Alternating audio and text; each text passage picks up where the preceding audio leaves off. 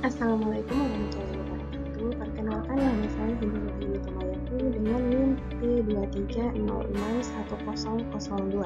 Mahasiswa S1 Kebidanan dari Universitas Gadjah Mada, Bogor. Jadi di sini saya akan memberikan materi edukasi infeksi menular seksual pada ibu hamil. Apa itu infeksi menular seksual? Infeksi menular seksual adalah infeksi yang disebabkan lewat hubungan intim, baik secara vaginal, anal, atau oral. Macam-macam IMS. Macam-macam IMS itu ada sifilis, gonore, herpes, chlamydia, ulcus mole, HIV/AIDS, trichomoniasis vaginalis, dan terakhir ada kutil kelamin. Sifilis disebabkan oleh Treponema pallidum, yaitu sejenis bakteri yang berbentuk spiral.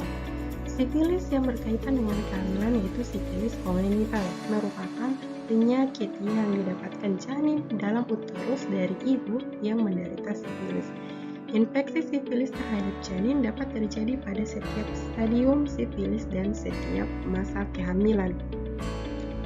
Trichomoniasis adalah penyakit menular seksual yang disebabkan oleh parasit Trichomonas vaginalis.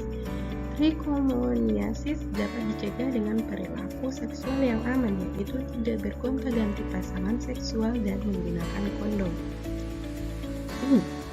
Gonore atau biasa dikenal dengan kencing nanah merupakan infeksi bakteri yang ditularkan melalui hubungan seksual.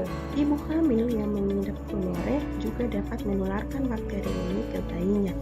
Infeksi herpes simplex adalah salah satu infeksi menular seksual yang paling umum karena infeksi ini umum terjadi pada wanita usia reproduksi. Penyakit ini dapat ditularkan dan menular ke janin selama kehamilan dan bayi baru lahir. Virus herpes simplex merupakan penyebab penting infeksi neonatal yang dapat menyebabkan kematian atau kecacatan jangka panjang. Jarang terjadi di dalam rahim, namun sering terjadi selama persalinan transmisi. Chlamydia adalah salah satu penyakit menular seksual yang disebabkan oleh infeksi bakteri Chlamydia trachomatis. Chlamydia adalah penyakit menular seksual yang dapat dengan mudah menyebar melalui aktivitas seksual tanpa pengaman. Penularan penyakit ini pun tidak harus melalui cairan ejakulasi, tetapi juga cairan pra-ejakulasi. Jika menderita chlamydia saat sedang hamil, Anda mempunyai peningkatan risiko pecahnya air ketuban sebelum waktunya, sehingga menyebabkan bayi Anda lahir lebih awal. Kemudian ada Chansphorid atau ulcus mole adalah salah satu jenis infeksi menular seksual yang ditandai dengan munculnya benjolan yang bisa berubah menjadi luka terbuka di sekitar area alat kelamin. Kondisi ini dapat menyerang pria maupun wanita pada usia berapapun. Kemudian ada HIV/AIDS.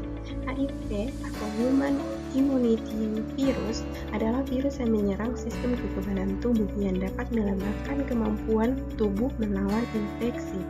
Dan untuk penyakit AIDS adalah kondisi di mana HIV sudah pada tahap infeksi akhir. Ketika seorang sudah mengalami AIDS, tubuh tidak lagi memiliki kemampuan untuk melawan infeksi yang ditimbulkan. Ibu hamil yang dinyatakan positif HIV/AIDS dapat menularkan virus tersebut pada bayinya selama kehamilan, persalinan, dan menyusui. HIV/AIDS paling mudah ditularkan melalui darah. Sementara itu, janin dalam kandungan ibunya mendapatkan asupan makanan dari darah melalui tali plasenta. Kutil kelamin adalah infeksi menular seksual yang disebabkan oleh human papillovirus. Penyakit ini biasanya muncul dalam bentuk benjolan kecil di sekitar area kelamin dan dubur. Kutil kelamin bisa menimbulkan komplikasi selama kehamilan. Bila ibu terinfeksi kutil kelamin saat hamil, kutil kelamin bisa dari kecil lebih besar dari biasanya. Kemudian cara penularan IMS. Penularan IMS itu dibagi atas dua, yaitu yang pertama melalui hubungan seksual yang disebabkan oleh bibit atau virus penyakit terdapat di cairan sperma atau cairan vagina dan darah.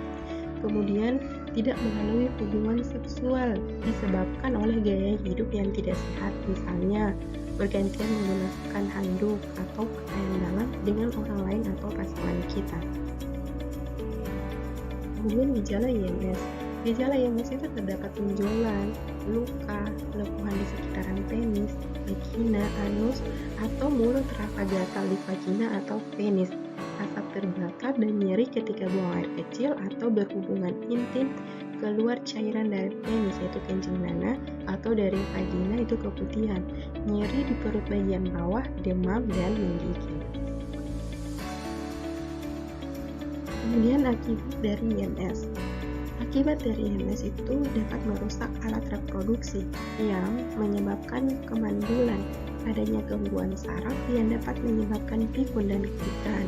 Penularan IMS dari ibu ke janin, dari ibu ke anak dapat menyebabkan lahir mati, kematian neonatal, berat badan lahir rendah atau prematur, sepsis, konjungtivitas neonatal, dan kelahiran bawaan.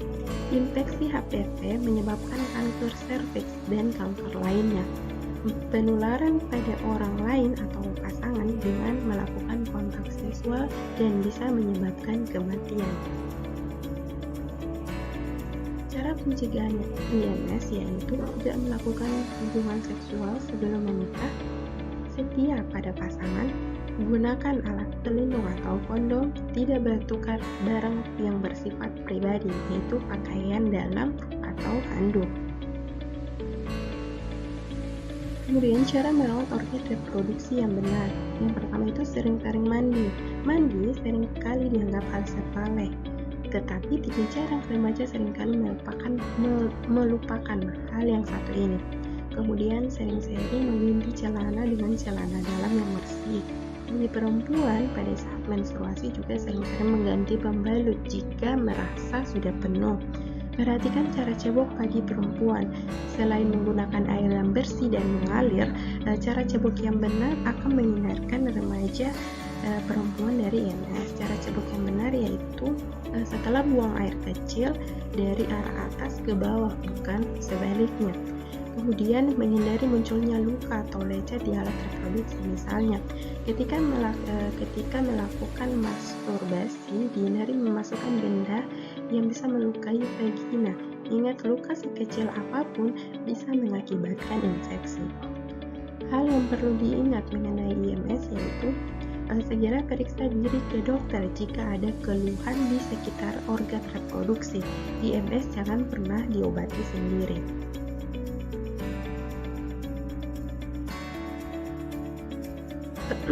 Peran petugas kesehatan dalam pelayanan promotif dan preventif IMS dalam kehamilan. Yang pertama itu edukasi. Bidan berperan penting dalam memberikan edukasi kepada ibu hamil mengenai risiko dan pencegahan IMS selama kehamilan. Yang kedua itu konseling, memberikan konseling terkait perilaku yang aman dan cara mencegah penularan IMS selama kehamilan. Yang ketiga itu screening, melakukan screening pada ibu hamil. Yang keempat, koordinasi kerjasama dengan petugas lain agar terlaksananya pelayanan promotif dan preventif selama kehamilan. Baik, itulah yang bisa saya sampaikan. Lebih dan kurangnya saya mohon maaf. Wabillahi taufiq wal hidayah. Wassalamualaikum warahmatullahi wabarakatuh.